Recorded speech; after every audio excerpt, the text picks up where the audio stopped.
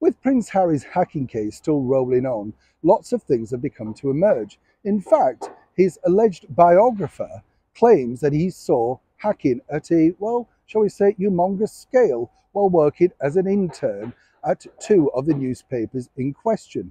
Mirror Group newspapers deny this, obviously, but the bottom line is it's a fascinating story and very much in detail.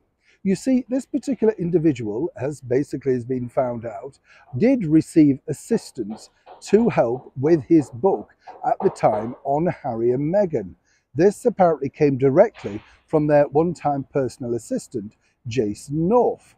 Now, what his argument was is that he didn't speak to Harry and Meghan independently directly for assistance with that book.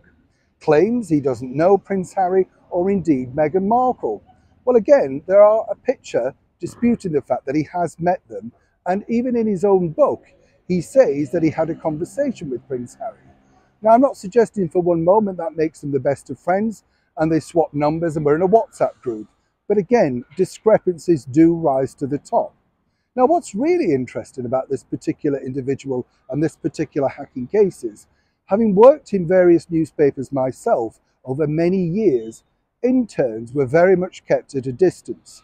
I find it incredible to believe that very quickly, while working in two of the major British newspapers of that time, all of those years ago, you would have been handed a list of celebrity phone numbers, mobile phone numbers of celebrity guests, celebrity pundits, whatever you want to call them.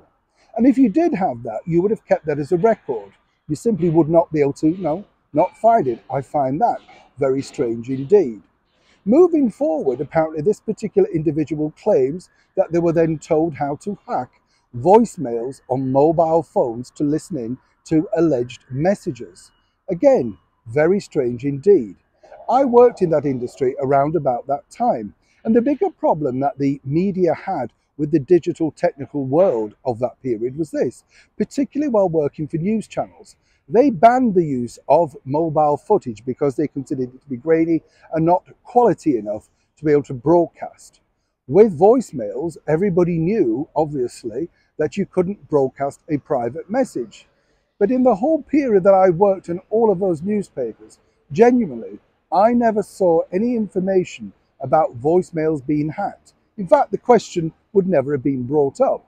If that did take place, that would have taken place behind closed doors, private offices. You certainly wouldn't have had that random story, that random conversation in front of a brand new person who would have only been there for 1 week. It seems incredulous to think. Now, of course, many people would say you can't dispute one person's truth against one person's review.